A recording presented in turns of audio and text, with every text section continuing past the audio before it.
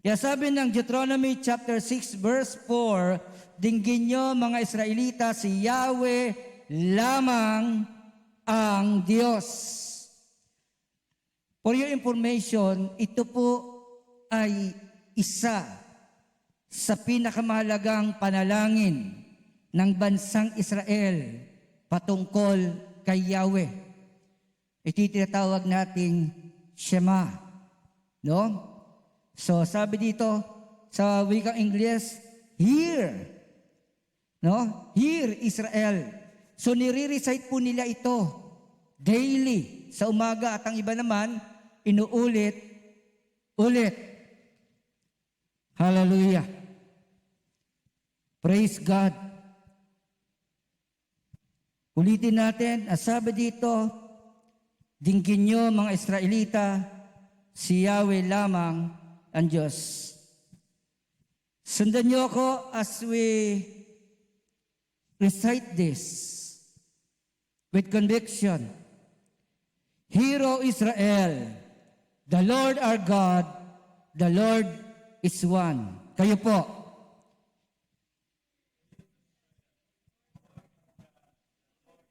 Minsan pa, Hear, O Israel, the Lord our God, the Lord is one. Kayo po. Amen. Alam niyo po, ito yung isa po sa tinatawag nilang declaration of faith every morning.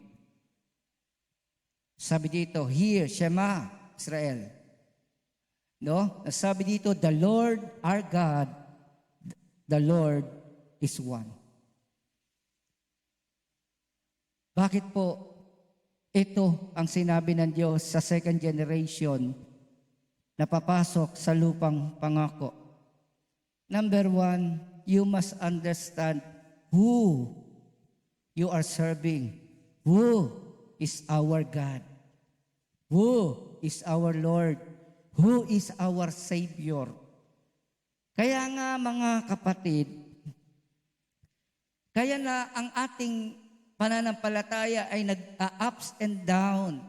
Kasi hindi natin lubusang nakikilala ang Diyos. Hello. We do not treat Him the way the Israelites are treating Him. With love, with reverence, and with fear. Sabi nga ng 1 Corinthians chapter 8, verse 6, yet for us there is one God, the Father from whom all things and to whom we exist. Tingnan niyo mabuti. To whom all things and we exist. Number 2, one Lord, Jesus Christ, through whom are all things and through whom are exist. Di ba ang ganda nito sinasabi ng 1 Corinthians chapter 8 verse 6 that sabi nga natin, there is only one God and there is only one Lord. Unlike in other religion, they consider Jesus as a lower God. Kinukonsider nila si Jesus, kaya may mga sinasabing Christian religion, they believe in more than one God. So dalawa ang God nila. The other one is the head God and the other one is the lower God. Wala akong turo ang Biblia diyan. Kaya nga, this is the very foundation ng ating pananalig. Kung mali na ang pundasyon mo, babaksak ang buhay mo. Kung mali ang pagkakilala mo sa Diyos na ito, hindi mo mararanasan ang kanyang mga pinangako. Sino ba ang Diyos para sa atin? Usually, naalala lang natin ang Diyos kapag may pangangailangan. Pag tayo ay may sakit, sa totoo lang mga kapatid, hallelujah, kapag ikaw ay naratay na sa higaan, yun na ang panahon mo para makinig. Yun ang panahon na sumasamba ka na matindi. Lalo na kapag wala ka nang magawa. Hello. Kakalungkot isipin na yung kapatiran natin si Brother Danny, hallelujah, ay kinuha na ng Panginoon. Napakalungkot mga kapatid. Bakit po napakalungkot? The last message he gave to his friend is hindi niya nakaya. Naintindihan niyo po mga kapatid, that some people fail to understand who God is, kaya sa oras sa pangangailangan, akala nila this God is absent. Nakakalungkot kapag ang isang tao ay nakaranas ng matinding pagkawalan. Kaya may mga even kabataan willing to kill their own lives kapag wala sila nung sinasabing pag-ibig sa mundong ito. No?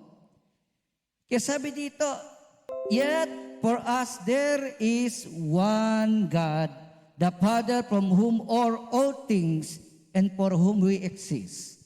The Father and the Son is one. Hear, O Israel, the Lord our God, the Lord is one.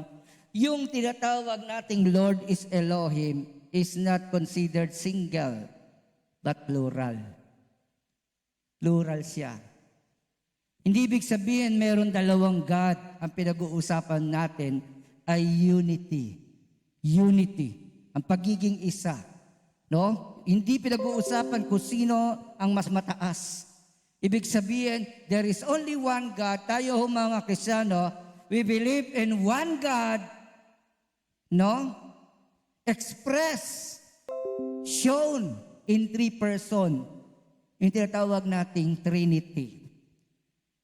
So, we have the Father, the Son, and the Holy Spirit.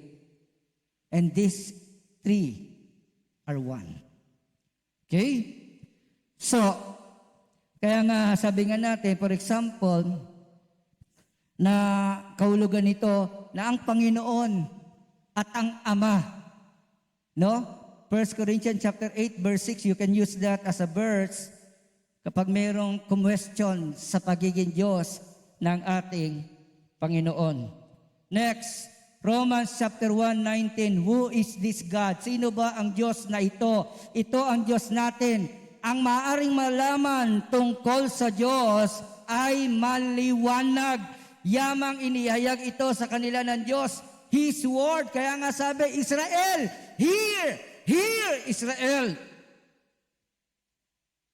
Kakalungkot. Hear, Israel. Sinabi ni Lord, makinig ka. Makinig kayo. Ibig sabihin, hear from His Word, hear from His truth, hear from the Bible. And yet people did the wrong things. Alam niyo, sa totoo lang. Kaya nakakalungkot tayo. Sabi nila, Pastor, ba't ang daming relihiyon? Ang daming iba't ibang pananampalataya, iba't ibang interpretasyon. Sa totoo lang, hindi iba-ibang interpretasyon. Hindi lang nila binabasa ang Biblia. Hindi nila pinakikinggan ang Diyos. Ang gusto nila ay ang sarili nila. Kaya sabi dito, ang maaring malaman tungkol sa Diyos ay maliwanag. Yamang inihayag ito sa kanila ng Diyos. There is already a revelation. Who is this God? Hindi ito Diyos ng United States. We are talking about the God of Abraham. Specifically, ang Diyos nating sinasamba ay ang Diyos ng mga Hudyo, ang Diyos ng mga Israelita. Ang Diyos ni Isaac, ang Diyos ni Jacob. Wala nang iba. Specific yun. Kung may lumitaw na Diyos sa Mindanao, kung may lumitaw na Diyos sa ibang bansa, ang ating pinag-uusapan ay ang Diyos ng Biblia. Siya ang ating Diyos. Verse 20, for His invisible attributes, namely, eternal power. Kaya nga sabi ng banal na kasulatan, God is the Alpha and the Omega. Na ang kahulugan, kung merong nauna sa simula, and that is God. kung may kasunod pa ang katapusan, and that is God.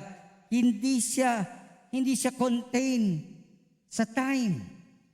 Hindi siya contain sa space. Hindi pwede sabihin na mahina sa dito, malakas sa doon. No.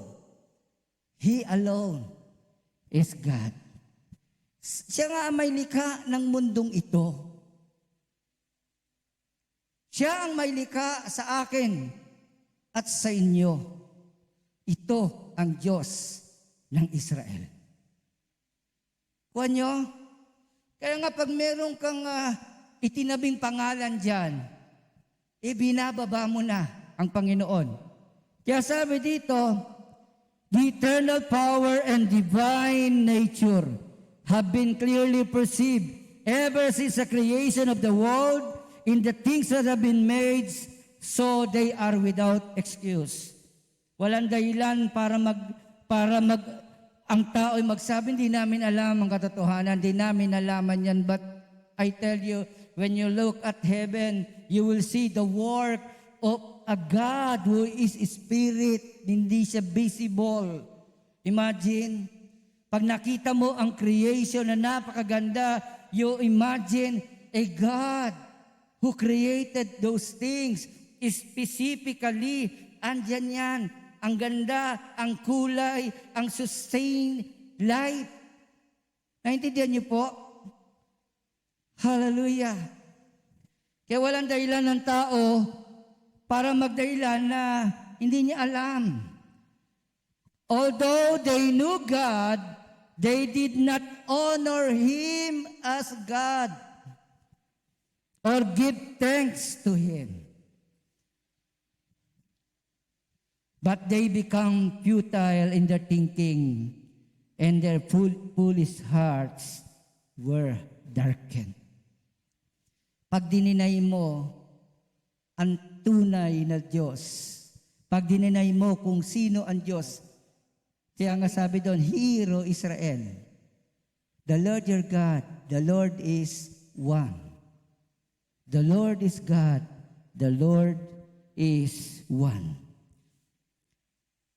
Kaya nga, itong nangyayari sa mundo natin ngayon, dahil hindi nila kinikilala ang Diyos, kung paano they rejected the truth about God, that God is a Spirit. Sabi dito, nakakalungkot that even in James chapter 2, verse 19, 2:19, talo pa tayo ng dyablo. The devil knows the truth. The devil knows who God is.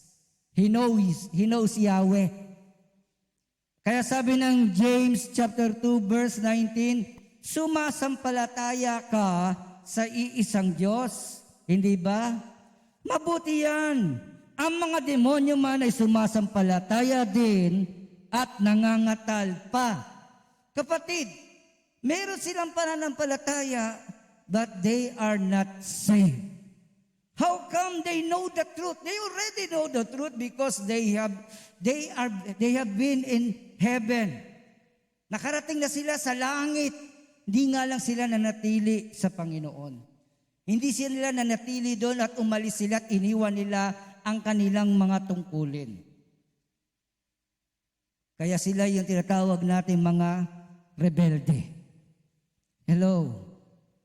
Sa kabila ng katotohanan na kilala nila ang Diyos at naniniwala sila, they are all subjected to the power of God. Kaya nga pag sinabi ni Jesus Christ, lumayas kayo, lumalaya sila. Pag sinabing in the name of Jesus, lumayas kayo, lumalaya sila. Wala silang pwedeng gawin. They cannot make decision on their own. They need yung tinatawag nating pagsang-ayon ng Diyos. Kaya if you remember yung lalaki na inalian ng maraming demonyo, nag-request sila, pwede ba palipatin mo kami doon sa mga baboy? So even a small decision, wala silang free will. They cannot hurt somebody without God's permission. Kaya itong mga demonyong ito is subject to the power and authority of the true God. And yet, bakit hindi sila saved? Bakit hindi sila ligtas? May na-miss sila. Iniwan nila. Isaiah 45:21. When we talk about one God, one Lord, one God, wala nang iba. Wala nang iba. Sabi mo sa katabi mo, wala nang ibang Diyos. Hindi mo kailangan ng tagapamagitan. Sa paglapit mo sa Diyos, may isa lang tagapamagitan sa atin. At yan ay walang iba, kundi ang Panginoong Jesucristo. There is only one mediator between God and man. Sino yan? Si God Jesus. No, be specific. The man, Jesus Christ. Why? The man who sacrificed His life. The man who gave His life. Yung dugo niya, yung dugo ni Kristo, yan ang salita na humingi ng katarungan. Katulad din ng kay Abel. Si Abel ay humingi ng justice sa nangyari sa kanya. But I tell you, we have a better blood right now who cry out for justice. At ang justice ito ay hindi para kay Jesus Christ. Ang justice ito ay para sa ating lahat. Yes, Jesus Christ is God. But never forget that He cannot offer His life. No one can kill God. Kaya nga siya nagkatawang tao. Kaya sabi niya, kung nakita niyo ako, nakita niyo na ang Ama. Hello? Kaya nga sa pagkakataong ito, sino ba ang Diyos na yan? Ipagtanggol ninyo ang inyong panig. Magsanggunian kayo. Sino makakahula ng mga bagay na nagaganap? Hindi ba akong si Yahweh, ang Diyos na nagliligtas sa kanyang bayan? Walang ibang Diyos maliban sa akin. Imagine kung ang daming images na nagre-represent sa Diyos, pero wala ni isa doon ang katotohanan. And most of these people are doing it not because of God's instruction, kundi sarili nilang gusto. Kaya ito ang basic, ito ang declaration of faith of the nation Israel. Hear, Israel. Kaya nga ang church natin is a full gospel ministry. We believe in the Lord. Sola Scriptura. Ano ibig sabihin na ito? One scripture is enough. So, yan ang sabi dito mga kapatid. No other God. Sabi mo sa katabi mo, no other God. Wala nang ibang Diyos. The biggest question nga lang ngayon, sino ba ang Diyos mo? Ha?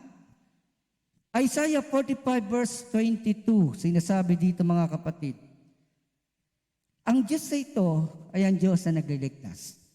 Lumapit kayo sa akin at kayo ay maliligtas. Kayong mga tao sa buong daigdig, walang ibang Diyos maliban sa akin. Itong Diyos na to can save the world, can save every human being in the world. For God so loved the world that He gave His only begotten Son. Whomsoever believes in Him should not perish, but have eternal life. Lumapit kayo sa akin at kayo ay maliligtas. Kayo mga tao sa buong daigdig, walang ibang Diyos maliban sa akin. Ito ang Diyos na to. Ito ang Diyos na nagliligtas. John 4:21. Tinugon siya ni Jesus, maniwala ka sa akin. Maniwala ka sa akin, ginang. Ito'y kausap niya sa Samaritana. Dumarating na ang panahon na sasambahin ninyo ang Ama. Hindi lamang sa bundok na ito o sa Jerusalem, So, sinabi ng babae, because the Samaritans are separated, they also believe in one God. But because of religion, hindi sila pwedeng dumikit sa mga Hudyo. So sa mga Hudyo, si Yahweh ay sinasamba sa templo. Samantalang mga Samaritano, sinasamba nila ang Diyos sa bundok. But God said, ang tunay na Diyos, hindi lang sa isang lugar, ang sabi doon, hindi lang sa bundok na iyan. No? Ibig sabihin, this God will be worshipped all around the world. Amen? Amen? Naintindihan niyo po ba mga kapatid? Niliwanag sa atin ng Panginoong Jesucristo mismo sa pamagitan ng John chapter 4 na ang Diyos na ito can be worshipped everywhere. Amen? 4:22, specifically, this God is the God of Israel. Hindi nyo nakikilala ang inyong sinasamba, ngunit nakikilala namin ang aming sinasamba, sapagkat ang kaligtasan ay galing sa mga Hudyo. They experience God. Sila ang tunay na nakaranas sa kapangyarihan at pagliligtas ng Diyos. At walang ibang testimony. Kaya tinatanong niya, sabi nga, meron bang Diyos sa katulad ng Israel na nagligtas at nag-ingat sa isang bansa? But I tell you, walang ibang Diyos maliban kay Yahweh. Hallelujah. John 4:23 said, ngunit dumating na ang panahon. Pero those are only symbol. We do not worship the symbol. We do not worship the image. We are worshiping the true God. We are speaking. We are praying, not to a God on earth, but a God in heaven. Amen. Palakpakan natin ang Panginoon. Hallelujah. Tunay nga, God is available to each and every one of us. Ang Diyos ay bukas sa atin. Kung ang bansang Pilipinas, palakasan. Samantalang ang Diyos natin, pantay sa lahat. Ang sabi, darating na ang panahon, ngayon na nga. Ngayon na nga. No? Na ang mga tunay na sumasamba sa Kanya, ang mga tunay, genuine worshiper, ay sasamba sa Kanya sa espiritu at katotohanan. Anong ibig sabihin? These people will worship God as spirit. Walang form, walang image. No? Walang form, walang image. At sabi nga dito, we worship God in truth. Kaya nga, yung treatment natin kay Lord is a disobedience of truth. Kung hindi talaga natin iginagalang ang Diyos. Hallelujah. God is Spirit, verse 24. Ito yung lagi nating narinig. God is Spirit, and those who worship Him must worship in spirit and in truth. And this is the wonderful truth. God seek the true worshiper. Hinahanap ni Lord every Sunday ang mga tunay na sumasamba sa espiritu at katotohanan. Not in a specific place. So, Pastor, pwede ako sumamba sa Lord kahit di ako pumunta sa church. Kapatid, we are talking about worship. You can do it anywhere. Within the temple, outside the temple, but one thing to be sure is this. We belong to a body na tinawag ni Lord.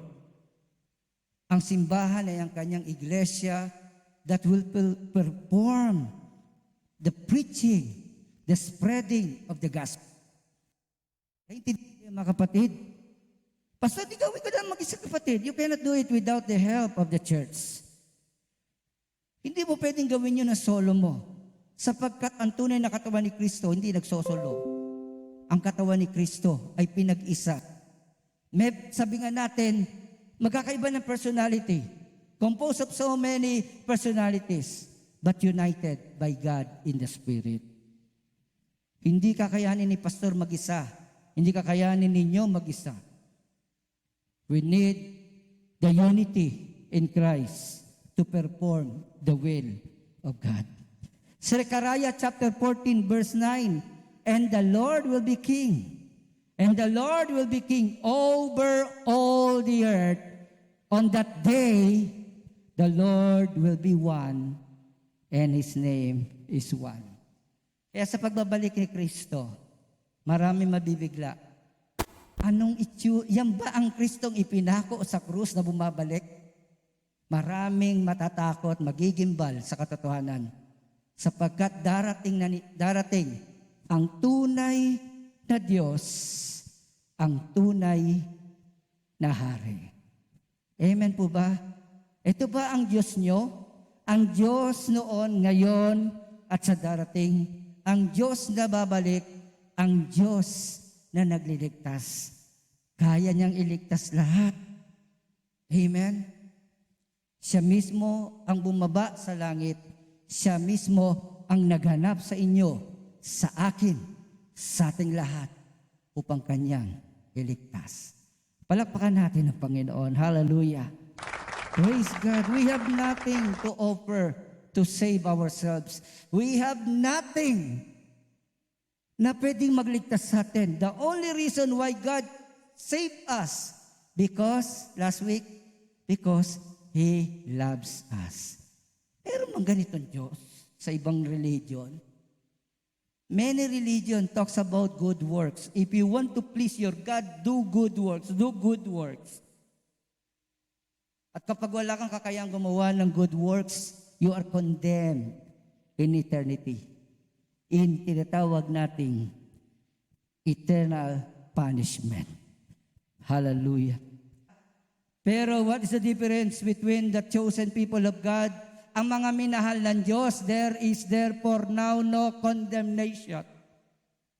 Kahit nagkukumit tayo ng kasalanan sa mundong ito sa bawat araw, there is no more condemnation for those who are in Christ Jesus. But for those people who do not accept the truth, who do not believe in God, every day is punishment. Every day is judgment, mga kapatid. Kaya mga anak ng Diyos, kung kilala nyo ang Diyos nyo, hindi kayo kakabahan kapag may pandemya. Kapag may nagaganap na pagputok ng bulkan, natural calamities, mga bagyo, kung naniniwala ka sa tunay na Diyos, hindi ka mangangamba. It is okay for the unbelievers to fear because they do not know who God is. Amen? Kaya mapalad tayong lahat. Bakit? Sapagkat sa pagkakataong ito, nagpahayag ang Diyos kung sino siya. Hallelujah. Come on, let's declare it. 1, 2, 3. Basahin natin. 1, 2, 3. Go. The Lord is our God. The Lord is one. One more. The Lord is our God. The Lord is one. Pero ang lahat ng may faith, ang lahat ng nananalig sa Diyos, sila ay spiritually children of Abraham. Amen? Kahit hindi ka Israelita, if you believe in the God of Israel, then you are sons of Abraham. Bakit? Si Abraham is the father of faith. Sa kanya nagsimula itong pananampalataya to connect. Faith that connect man to God. Hello? And that faith will connect this world to God if we follow His will. Hallelujah. The first and the greatest commandment. It is not enough to believe. Sapagkat naniniwala ang mga demonyo. Pero bakit hindi sila maliligtas? They failed this. They failed this. Dito nag-fail ang mga demonyo. Dito nag-fail ang mga masasamang espiritu. The first and the greatest commandment. Anong utos? Love God with all your heart. To love the Lord means to love Him supremely. If you have many loves, your love to your husband, wife, your love to your children, your family, present relatives. When we talk about loving God, you must love Him always on the top. Sabi nyo kanina sa kanta kanina, sabi nga ng kanta, number one. But people sometimes failed. Napakahirap, mga kapatid. Napakahirap gawin ito. That mamahalin natin ang Diyos ng pinakamataas na way. But I tell you, with God, all things are possible. Amen? Kilalanin mo ang Diyos mo, mamahalin mo siya. Kilalanin mo ang Diyos, tayo nadi-disappoint tayo sa tao pag nag-fail sila sa atin. Pag ginalit ka na asawa mo, hindi ibig sabihin na bawasan ang love mo, but still disappointed ka. Pag minahal mo ang iyong mga anak at sometimes they disappointed you, nasasaktan ka. That's true. But when you love God, He will never fail you. Hindi ka masasaktan. And you will enjoy a loving God. Amen? Kaya nga kapatid, why, Pastor, kailangan ko mahalin si Lord supremely? Above all. Above any other things in this world. Above all wealth. Above all glory. Yung tinatawag nating pride. Bakit? Sapagkat those things will fail you. But God's love will never fail us. Amen. Palakpakan natin ang Panginoon. Hindi kanya iinjanin sa date. Hindi kanya iiwan sa ere. At kahit anumang oras na lumapit ka sa Kanya, He will be available to you. Amen? Kahit nga tulog ka, God's love is over your lives. Number 2, love God with all your soul. Ibig sabihin, as if you love Him with all your life, I exist. For in Him we live and move and have our being. The reason why I live is because of God. The reason why I'm still living, I'm still moving, is because of God. Wala kang ibang iniisip, kundi the reason why God created you. This is the meaning of with all your soul. Hindi ibig sabihin si God lang iniisipin mo throughout. No. Kaya nga yung second greatest commandment, maliwanag din. Next, love God with all your might. Never ka magbibigay ng, sabi nga ni King David, I will not offer anything that costs me nothing. Talaga sabi nga natin, when you give your best to the Lord, kung may joy, there is joy. Kung merong pasasalamat. Lively. Isa lang papaalala sa atin ng Panginoon, what if that will be your last Sunday? What if that will be your last service to the Lord? Pastor gave us the last prayer he gave to the church before he died. The reason na naging mahalaga yung prayer na yon, why? Kasi hindi na natin uli maririnig si Pastor. And we will remember him on the last work he did. But the biggest question is this, did you give your best to the Lord? Hindi ako magtitira. Amen? If you're going to offer your voice, ibig ba sabihin nun, mamaos ka, saka ka lang titigil? No. You have to give everything to express your love and devotion to the Lord, your thanksgiving to the Lord. So, do it in the presence of God. Hallelujah. Deuteronomy 10:12. Bayang Israel, ito ang kahulugan ng pagmamahal kay Yahweh. 10:12. Bayang Israel, ito ang nais sa inyo ni Yahweh. 1. Magkaroon kayo ng takot sa Kanya. 2. Lumakad sa Kanyang mga daanan. 3. Ibigin siya. 4. Paglingkuran ng buong puso't kaluluwa. Kita nyo? Magkaroon kayo ng takot, fear. Lumakad kayo sa daan ng Panginoon, His righteousness. At ibigin siya, at sabi dito, paglingkuran ng buong puso't kaluluwa. Deuteronomy 11:1. Kaya nga, ibigin niyo si Yahweh, sundin niyo lagi ang kanyang mga tuntunin at kautusan. So ano ibig sabihin? That you love God with all your soul, with all your heart, with all your mind. Ano kahulugan nito? Ayan na. Sundin niyo lagi ang kanyang mga tuntunin at kautusan. Deuteronomy 11:13, kaya nga sundin niyo ang utos na sinasabi ko sa inyo ngayon. Ibigin niyo ang Panginoon Diyos at paglingkuran ng buong puso't kaluluwa. Hallelujah.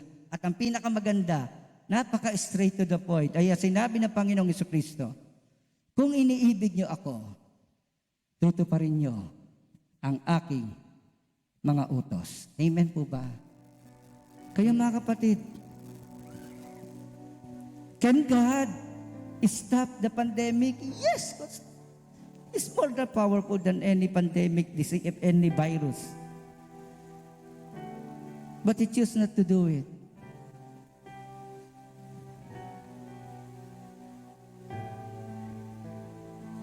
Bakit ayaw niya? Bakit di niya ginusto? Because He has a plan. Plano niya nang magsama-sama tayo. Plano niya nang magkasama-sama tayo palagi. Hindi na tayo mananalangin ng kagalingan sapagkat sa lugar na pupuntahan natin, wala na sakit. Ang pupuntahan mong lugar, hindi ka magtatayo doon. Brothers and sisters, hindi ka magtatayo doon. Everything has been built. Nakaayos na ang lugar mo. Nakaayos na lahat. Napakaganda ng inihanda ng Diyos sa mga nananalig sa Kanya. Our God is not only the God of present. He has been faithful before and is still faithful today. And in the future, He is faithful. Powerful before, powerful today, and is still powerful in the future. Hear, O Israel, the Lord our God, the Lord is one. You shall love the Lord your God with all your heart, and with all your soul, and with all your might. Praise God.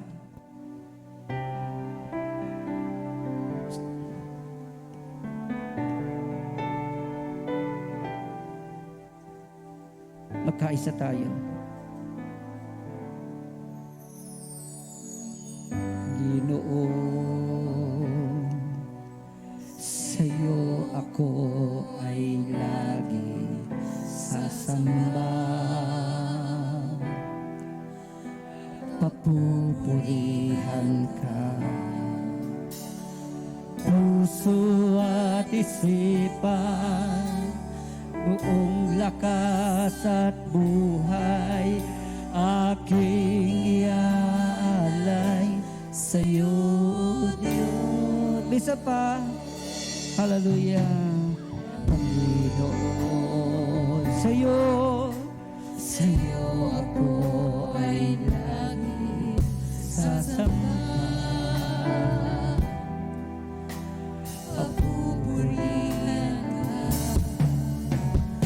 Puso at isipan, buong lakas at buhay, aking iaalay sa'yo, O Diyos. Purihin ka,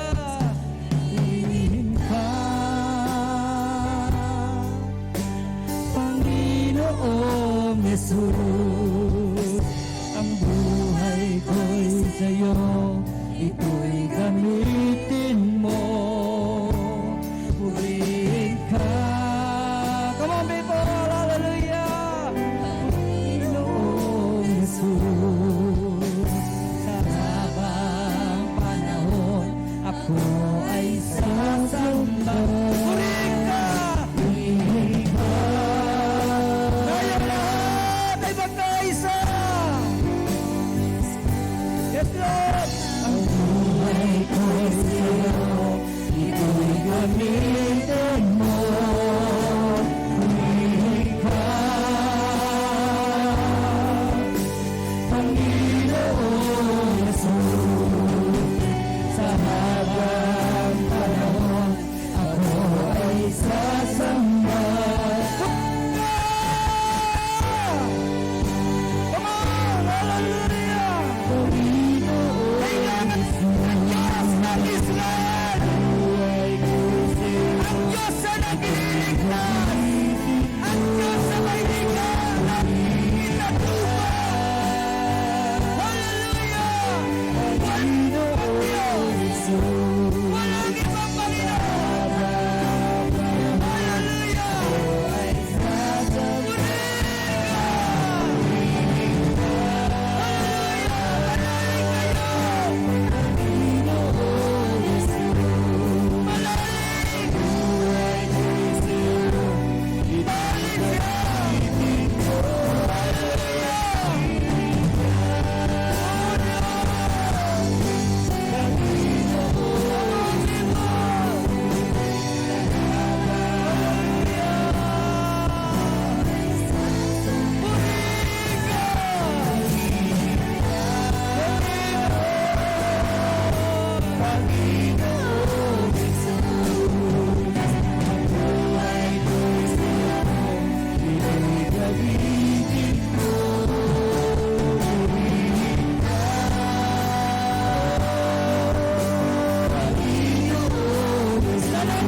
Kami sa'yo!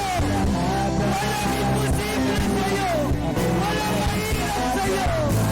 Hallelujah! Kaya mo kami iligtas! Kaya mo iligtas ang aming lukso! Ang aming bayan!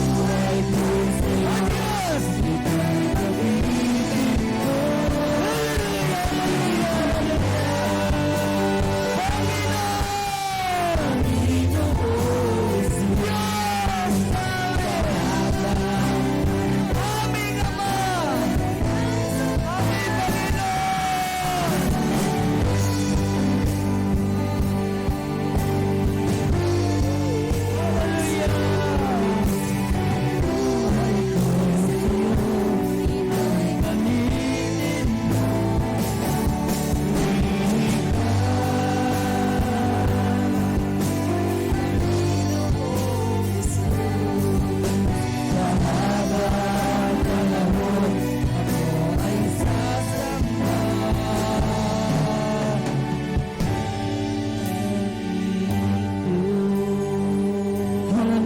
Hallelujah. The Lord our God, the Lord is one. The Lord our God, the Lord is one. The Lord our God, the Lord is one. We will love you, Lord, with all our heart and with all our soul and with all our might, O God.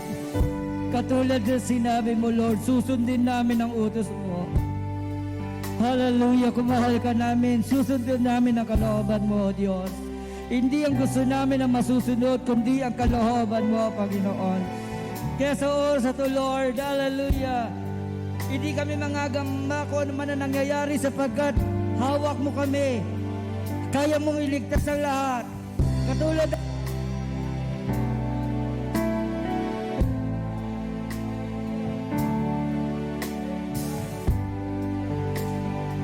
hallelujah. Alam po namin, O Diyos, na di ba kami pababayaan at iiwan. Kaya, Ama, maalala namin ang katotohanan, isabuhay namin ang katotohanan, igalang ka namin, katakutan ka namin, mahalin ka namin bilang ikaw. Mahalin ka namin bilang ikaw. Mahalin ka namin, Lord. Salamat po na marami, O Diyos.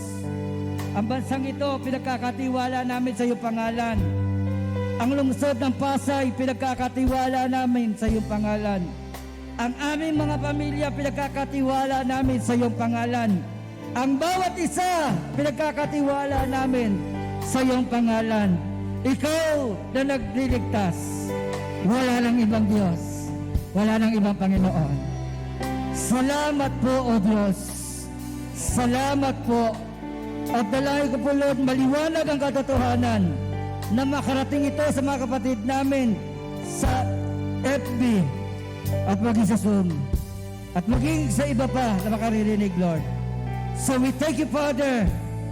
Ikaw na nga at wala nang ibang Diyos. Ikaw na nga ang aming paglilikuran.